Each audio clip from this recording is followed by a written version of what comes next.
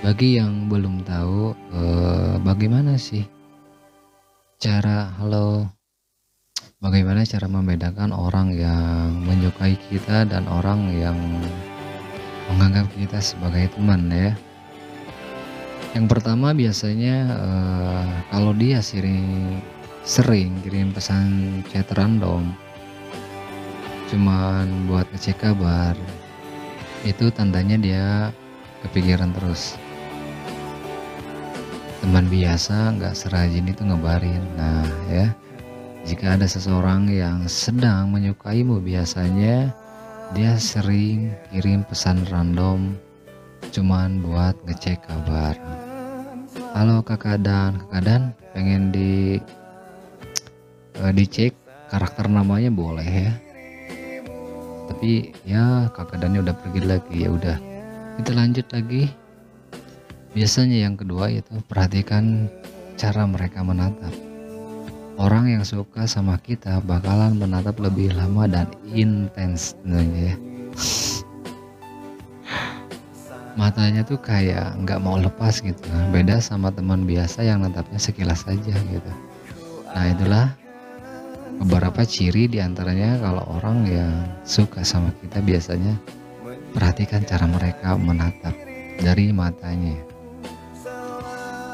Ketiga, kalau dia suka, bakal cari-cari alasan buat nyentuh. Entah nyenggol bahu atau pegang tangan sebentar. Teman biasa jarang begitu kecuali memang orangnya touchy.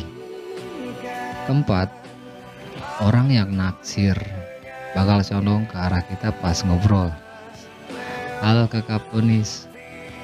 Kakinya juga sering ngarah ke kita. Itu tanda ketertarikan yang sering gak disadari. Yang kelima, ciri-ciri orang yang suka sama kita. Halo kakak jagoan. Kalau dia bakalan ingat hal-hal kecil tentang kita yang bahkan kita sendiri lupa, itu tanda bagus. Teman biasa jarang sedetail itu. Orang yang suka rela luangin waktunya lebih banyak buat kita, bahkan rela batalin rencana lain demi ketemu. Nah itu tanda orang yang menyukai kamu ya. Seseorang yang belum kamu ketahui padahal orang itu lagi menyukai kamu gitu. Jadi ciri-cirinya seperti itu ya. Perhatikan gimana dia senyum atau ketawa pas sama kita. Kalau lebih lebar dan tulus, bisa jadi ada rasa. Nah ya, dia bakal agak cemburu kalau kita deket sama orang lain. Mungkin gak terang-terangan tapi ada perubahan sikap. Orang yang suka sama kamu biasanya dia tuh suka cemburuan kalau kamu lagi deket atau dideketin sama seorang gitu, someone gitu. Kesembilan, kalau dia suka dia bakal berusaha lebih keras buat bikin kita terkesan. Entah dari penampilan atau perbuatan sih. Ke-10, orang yang naksir bakal jadiin kita prioritasnya ya. Kita selalu dapat slot pertama dalam hal apapun. Nah itu ya teman-teman ya. Kalau ciri orang yang menyukai kita biasanya seperti itu. Tapi ingat, ini cuma petunjuk pada umumnya, tapi tiap orang berbeda-beda cara nunjukin rasanya. Yang penting jangan terlalu GR atau malah parno. Nikmatin aja prosesnya. Yang paling penting jangan sampai friendship rusak gara-gara overthinking soal beginian. Kalau memang ada rasa bakal kelihatan kok lambat laun. Nah gitu ya. Jadi nggak terlalu ekspektasi dulu ya, atau overthinking ya. Lebih baik menjaga pertemanan lah ya, daripada merusak pertemanan, daripada ada percintaan di antara pertemanan. Ya namanya juga suka nggak bisa kita larang ya. Orang suka nggak bisa kita larang, orang cinta nggak bisa larang, orang sayang nggak bisa kita larang juga. Kan itu haknya mereka juga gitu. Karena itu ya yang namanya mereka juga mempunyai perasaan dan hati tersendiri kepada kita gitu. Jadi kita nggak menanggapinya secara bijaksana aja sih. Kita lanjut. Thank you, welcome back again. Balik lagi bareng gue Indra, bakalan nemenin kalian di random topik tentunya di malam hari ini. tanya jawab tentang sekilas tentang seputar media sosial ataupun reaksi tentang musik, dan mungkin kita bahas tanya jawab komenan atau tentang masalah story tentang cinta lagi, anjir. Seperti yang tadi udah gue bahas, salah satunya ciri-ciri orang yang cara membedakan orang yang menyukai kita dan orang yang hanya menganggap kita teman. Kalau dari TikTok biasanya orang yang sering mampir, sering like atau komen atau sering ngajak ngobrol, sering ngajak bercanda, pokoknya yang kalau udah ada kata sering nih, biasanya sering nih ya. Orang itu biasanya kalau orang suka itu dia sering, ada kata sering. Kalau udah sering bercandain, sering merhatiin, sering ngajak senyum, sering ngajak jajan, sering ngajak ngobrol, sering nemenin, itu tandanya orang itu suka sama kamu ya. Cuman terkadang dia sedikit orang yang suka sama kamu itu mungkin ketakut gitu ya. Takut kalau perasaannya itu ditolak aja, makanya dia sekedar cuman ya udah deh ngasih effort kecil-kecil aja buat nyenengin dia aja gitu. Tapi ada juga yang salah paham tentang penerimaannya. Ada yang biasanya cowok ngasih effortnya itu hanya sebatas effort doang, nggak ada cinta, nggak ada sayang, nggak ada suka gitu, cuman sebatas care aja gitu. Ada beberapa sebagian cowok ada juga yang seperti itu. Terus si ceweknya mungkin anggapannya kayak dia tuh suka padahal si cowoknya tuh nggak ada perasaan sama sekali. Ada juga yang seperti itu. Apa pendapatmu tentang mencintai dalam diam? Mencintai dalam diam membutuhkan hati yang besar dan sabar, membutuhkan keikhlasan. Jika memilih diam, maka harus siap dengan segala konsekuensi apa yang akan terjadi di depan. Mungkin dia nggak akan pernah mengetahui perasaanmu dan kamu nggak akan pernah mendapatkan kesempatan itu.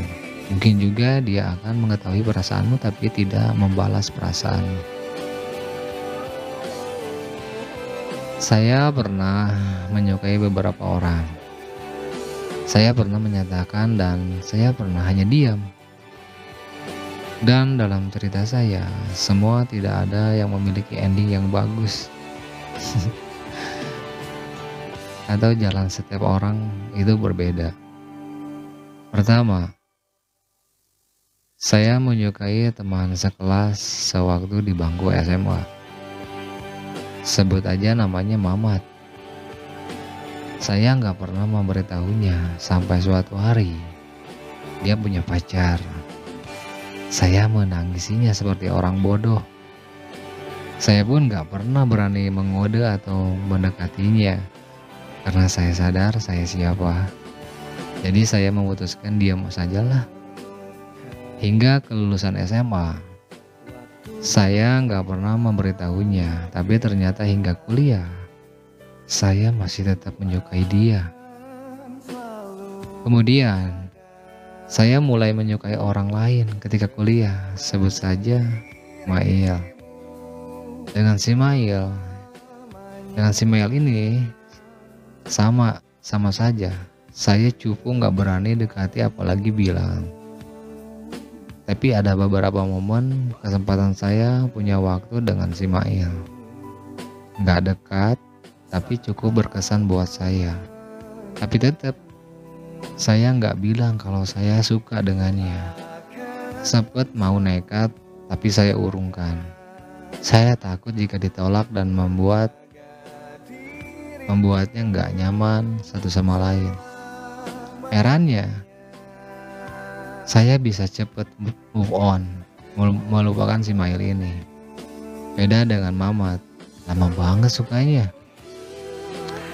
Dan ternyata saya sadar saya menyukai si Mail tidak seperti menyukai Mamat. Apakah Mail hanya pelarian perasaan saya yang masih menyukai si Mamat? Dan kesal karena nggak mendapatkan apa yang saya harapin. Akhirnya, Suatu hari saya memberanikan diri menghubungi si Mamat. Saya bilang kalau saya suka sama dia. Saya bilang saya cuma mau mengungkapkan apa yang selama ini saya pendem. Saya nggak berharap apa-apa, cuma mau bilang aja supaya lega. Dan apa jawaban dia? Dia bilang, walah ya nggak apa-apa. Sudah. Setelah itu saya nggak pernah hubungi dia lagi, dan kemudian 2 bulan setelah itu saya dapat WA dari teman deket dia. Si Mamat nitip undangan pernikahan dia buat saya. Dan saya sadar waktu itu saya mengungkapkan di waktu yang salah. Dia sudah ada yang punya. Yang kedua, saya menyukai teman kerja yang dulunya pernah satu sekolah SMA juga. Sebut saja Mahmud. Wah, ini cewek ini cepet suka juga ya. Kali ini saya nggak mau memendam lama-lama lagi. Saya ingin menyatakannya. Akhirnya saya hubungi dia via DM. Soalnya dia udah resign. Saya bilang, saya suka sama dia. Saya bilang juga, saya cuma mau bilang aja. Gak berani berharap karena saya tahu saya siapa. Saya juga bilang, tolong kita tetap temenan kalau bisa. Jangan jadi saling awkward. Setelah ini ya, dia jawab, serius kamu? Ya udah, terus gimana? Kamu mau ngobrol? And then we'll talk. Setelah itu, saya beberapa kali chat dia di WA. Tapi setelah beberapa waktu, saya putuskan buat berhenti. Karena di sana hanya saya yang jatuh cinta. Dia juga nunjukin kode kalau kita temenin aja. Setelah itu, saya berpikir saya jelek banget ya. Sampai nggak ada yang mau sama saya. Akhirnya beberapa minggu setelah itu, saya dengar cerita kalau dia lagi broken heart, belum move on dari mantannya. Mereka udah pacaran bertahun-tahun sejak SMA dan mantannya ini mau nikah karena perjodohan.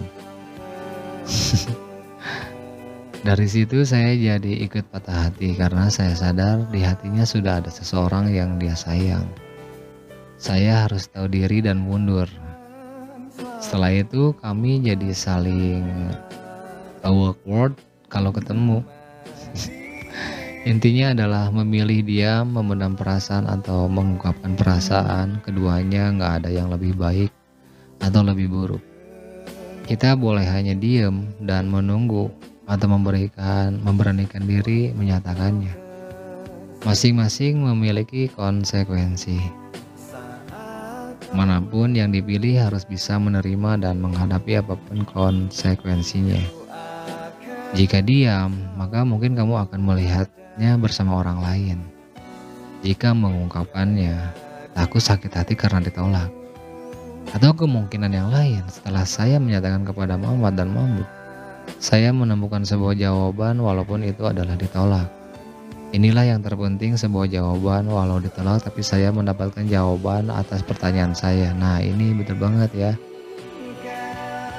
Jadi nggak ada salahnya buat mencintai diam-diam terus akhirnya menyatakan perasaannya, ya hanya ingin mendapatkan sebuah jawaban walaupun hasilnya ditolak gitu. Karena ini adalah sebuah jawaban dari pertanyaannya si cewek ini. Ya bener banget sih kalau menurut gue.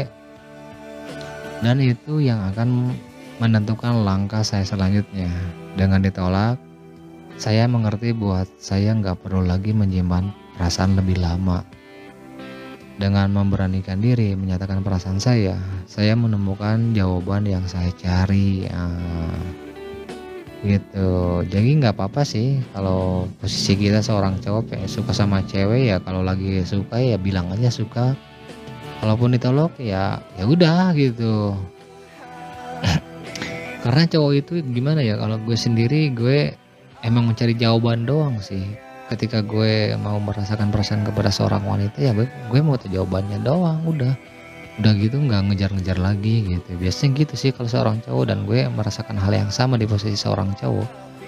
ketika gue belum mendapatkan sebuah pertanyaan atau perasaan yang gue pendam sendiri kepada si cewek yang gue suka, ya gue penasaran, makanya gue kejar-kejar dulu nih.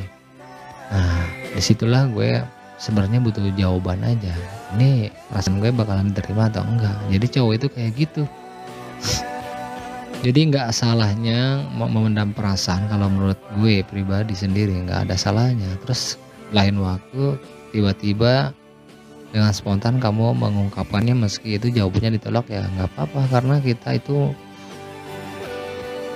mempunyai perasaan, memendam perasaannya karena butuh jawaban. Jawabannya ya entah itu bakalan yes atau no. Tetap aja yang namanya pengungkapan itu butuh jawaban gitu, biar kita ini nggak ngejar-ngejar, nggak penasaran gitu dengan pertanyaan atau dengan perasaan kita sendiri nih. Tetapi jawaban atas perasaan itu nggak selalu bisa kita temukan dengan menyatakan perasaan. Kita juga bisa menemukan jawaban atas perasaan kita kepada seseorang walaupun memilih untuk mencintai dalam diam. Bagaimana caranya? Yaitu berdoa. Bertanya jawaban kepada Yang Maha Mengetahui, bukankah lebih baik? Dan tentu jangan lupakan kesabaran dan keikhlasan untuk teman-teman yang sedang mencintai seseorang dalam diam. Semoga kalian bisa menemukan jawaban yang kalian butuhkan, karena kalian membutuhkan jawaban. Nah, ini pengalaman dari story cintanya dari saudara.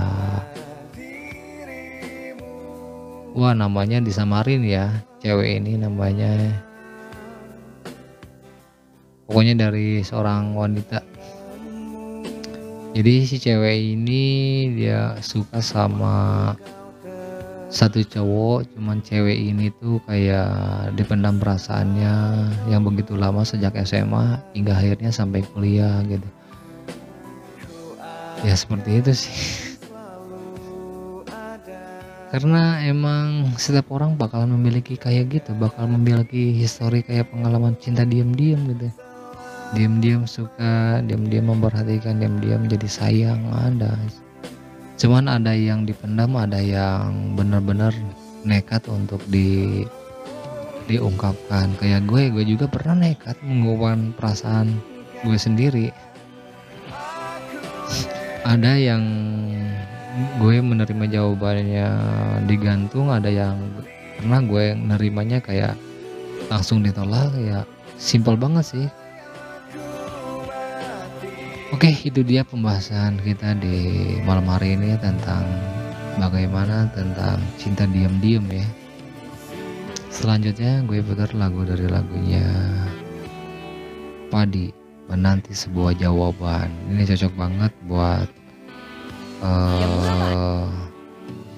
seorang atau kalian yang di luar sana yang lagi suka diem-diem tapi masih takut buat mengungkapin. Kalau menurut gue ungkapin aja daripada dipendam lama-lama ya. Kayak gue pernah mendem sampai 2 tahun, mendem perasaan pernah, sampai 1 tahun pernah, sampai beberapa bulan mendem perasaan pernah. Akhirnya ya udah nekat aja sih, nyatain aja perasaannya gitu, gue suka sama lu gitu, udah gitu aja beres gitu. Entah itu mau jawabannya yes atau or no, ya itu udah menjadi sebuah ekspektasi dan resikonya udah beres, dan setelah itu nyari lagi.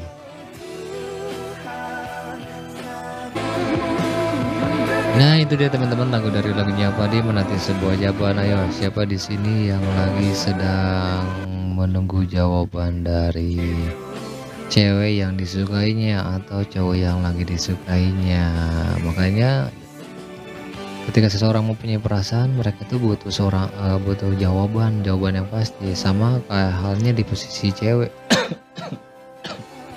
Batuk deh. Di posisi seorang cewek itu kayak dia butuh kepastian untuk ini hubungan gue ini mau dibawa kemana. Nah sama cowok juga kayak gitu sama. Jadi nggak jauh beda juga, mau cewek mau cowok, mereka eh, kita ini sama-sama butuh kepastian dan butuh jawaban. Anjir, cocok banget apa yang disampaikan oleh lagunya Padi, menanti sebuah jawaban. Wah, kita pas lagi topik tentang opini tentang yang di populer versi kamu tentang cinta ini. Ada kiriman dari saudara Kakak Ohara. Cinta bukanlah perasaan hati yang ingin disayangi, bukan perasaan hati yang ingin diperdulikan, bukan perasaan hati yang ingin dilayani. Cinta bukan perasaan di hati yang berharap diperlakukan begini dan begitu. Itu namanya menuntut, bukan cinta. Cinta itu adalah perbuatan kita atau aksi kita secara aktif yang memperdulikan, menyayangi, melayani, dan lainnya tanpa syarat. Cinta cuman ada syaratnya, yaitu mahar. Nah, makanya cinta jika ada syaratnya itu mahar ya. Itu menjelang ke pernikahan ya. Bukan sebaliknya, ingin disayangi, ingin dilayani, dan ingin diperdulikan. Halo kakak Doni Zulfi. Jadi cinta itu memberi satu-satunya payung yang kita punya pada orang yang lebih memerlukan dan membiarkan diri kita basah.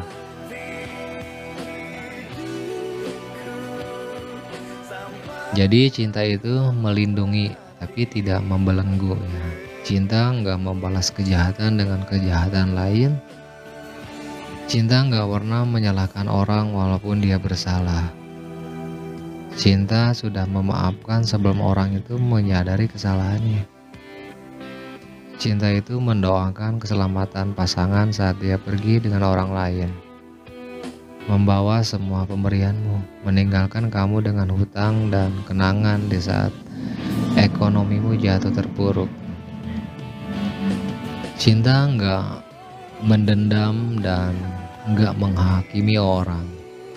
Cinta bahkan nggak mengingat kesalahan orang lain. Jika ada cinta yang mengingat kesalahan orang lain, ya tergantung sih. Cinta nggak pernah mengatakan I've told you. Cinta nggak pencemburu dan nggak pendengki. Cinta nggak mengalahkan, cinta itu mengalah. Cinta nggak memandang rendah orang lain. Cinta nggak memegahkan diri. Cinta nggak bersaksi dusta. Cinta itu nggak pamrih. Kalau ada pamrihnya berarti ada butuhnya. Jadi pengen gue bahas nih, cinta itu jika ada pamrihnya berarti cinta itu dia tuh pengen ada butuhnya doang. Cinta itu jadi kayak dijadikan alat buat fungsinya. Gue punya cowok ya gue jadiin fungsinya ya buat makan gratis karena dia memiliki banyak uangnya, banyak kekayaannya, atau di posisi seorang lelaki ke cewek, cewek ke lelaki ya karena dia cantik, dia populer, dia ini bablas macamnya. Jadi gue mirip kayak sedikit memanfaatkan ya, dijadiin fungsi gitu. Ya gue bangga sih kayak dapat cewek cantik ini ya buat gue banggain ke teman-teman gue juga nggak kalah gitu, bisa ngedapetin cewek cantik. Nah seperti itu mungkin, tapi nggak tahu juga ya. Jadi cinta itu sebenarnya nggak pamrih. Kalau ada pamrihnya berarti ada butuhnya, dijadiin fungsi gitu. Kamu nanti dijadiin fungsinya, fungsi buat sekedar jalan-jalan, pengen makan, cuman buat dijadiin, pengen dibeliin aksesoris skincare-nya, cuman buat dijadiin, dibutuhin fungsi buat kayak dijadiin kebutuhan. Ya kebutuhan apa ya namanya ya, pribadinya gitu, bukan memperdulikan pasangannya kalau menurut gue gitu. Jadi terkadang seseorang itu Cintanya itu mengapa ada pamrihnya ya, dia tuh nggak care sama pasangannya karena dia cuman butuh di saat dijadiin fungsinya doang gitu. Mau cewek mau cowok, misalkan si cewek ke si cowok, ya si cowok ini cuman dijadiin di saat pas butuhnya aja, dijadiin pas ada fungsinya doang gitu. Fungsi ya gue fungsi punya cowok ya gue kalau lagi ekonomi gue surut ya ada cowok gue nih ya kan, ya gue ngajak makan aja deh gitu ya. Tuh, di saat gue pengen pakaian nih, terus gue lagi kayaknya gue butuh barang banget ya, gue pengen kayak barang ini deh gitu ya kan, ada cowok gue tinggal ngomong, masa sih nggak ngepot gitu kan, masa sih nggak care, kayaknya bakalan care sama gue deh gitu ya. Nah itu terkadang ya bukan mencurigai atau berburuk sangka terhadap seorang wanita, tapi ya gue juga sebagai lelaki nggak mau diperlakukan kayak yang dijadiin cuman buat fungsinya doang, atau lagi pas di saat butuh-butuhnya doang dijadiin, pas ya dia lagi butuh sesuatu dia calling gue, di saat dia butuh sesuatu dia calling gue gitu. Nah gue juga lelaki ya, bukan dompetnya dia juga bukan, ya kan, bukan sekadar kayak yang ya kan gue bukan suami lo, gue sekedar pacar lo gitu, kita belum terikat dengan ikatan yang benar-benar mau menuju ke arah sana gitu. Anjir. Jadi cinta nggak berbahagia di atas penderitaan orang, cinta justru rela menderita.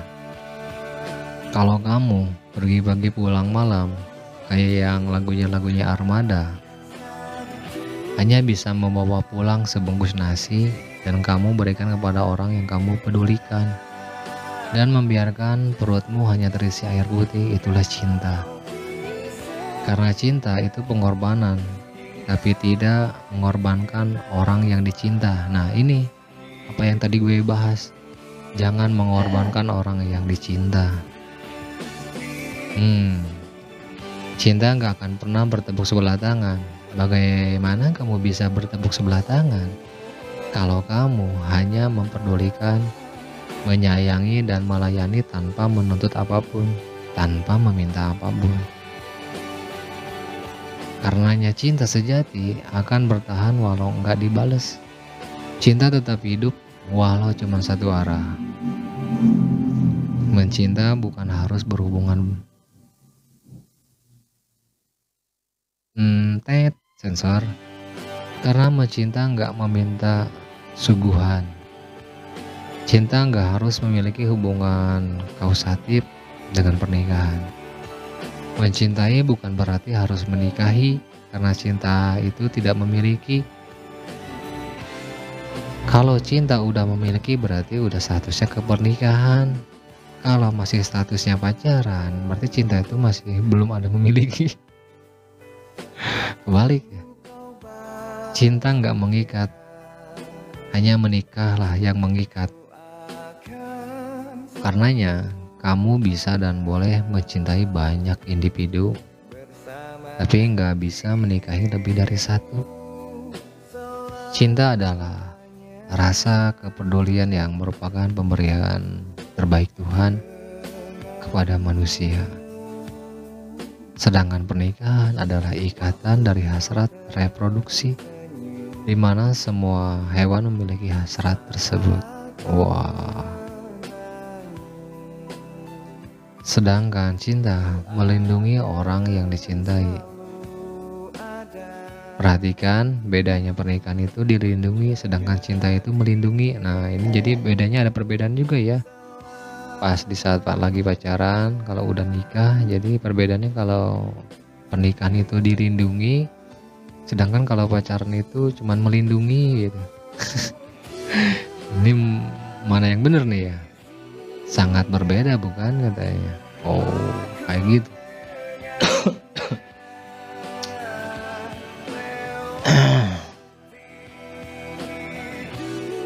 Jadi terkadang ya cinta kenapa ada pamrihnya cinta. Terkadang kita juga hanya dijadikan bahan di saat cuman lagi pas butuhnya aja, pas lagi ada dijadiin fungsi doang gitu.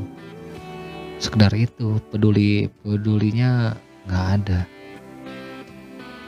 Bagaimana jika seorang cowok mau nge-treat seorang cewek gitu ya kan?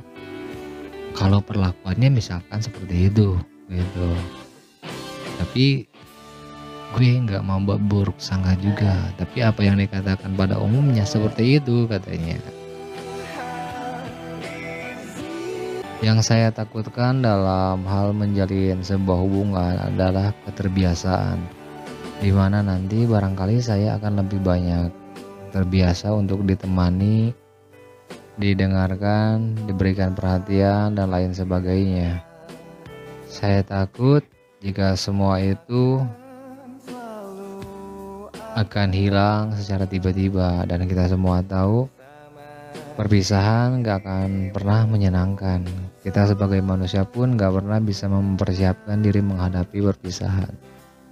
Di antara mereka yang berpisah akan selalu ada dia yang menjadi pelupa dan dia yang menjadi penyimpan luka. Wah, benar juga sih ya.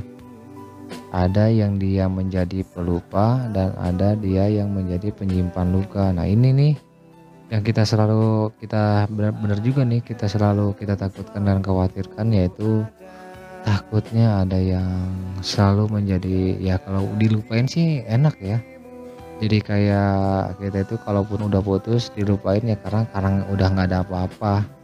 Tapi kalau putusnya itu akhirnya pisahnya itu dengan kalau sampai menyimpan luka, ya bagaimana ya, itu yang kita khawatirkan sebenarnya. Kalau udah luka atau dendam itu ya waduh takut banget ya nantinya gimana gitu, karena dia udah nyimpen luka nih, berarti masih ada apa ya, belum bisa memaafkan kali ya, belum bisa menerima dari rasa luka itu, mungkin belum bisa menerima legowo tentang pernah dilukainya gitu, mungkin belum bisa memaafkan kali ya. Karena move on-nya itu bakalan sangat lama banget ya kalau udah seorang menyimpan luka itu kayaknya. Kalau udah dilupain sih enak ya, seenggaknya kayaknya kalau dilupain kayaknya udah mungkin orang ini udah nggak maafin dan is okay, nggak mau misalkan berteman juga karena udah ngelupain. Cara yang pisah dengan baik-baik sih itu keren daripada pisah dengan masih menyimpan luka gitu.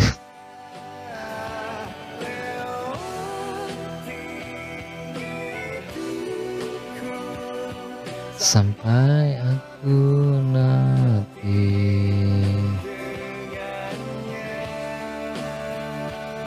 Waduh, sebagai wanita, apa pendapatmu tentang cinta? Ini pertanyaan dari kakak siapa nih, Rai Kirin. Cinta adalah ketika seseorang mau berbagi makanan favoritnya yang jumlahnya terbatas, memberikan bagian terenak dari makanan itu, kalau perlu nggak usah makan sekalian pada orang lain, padahal normalnya dia akan menghabiskannya sendiri dan nggak mau berbagi kepada siapapun.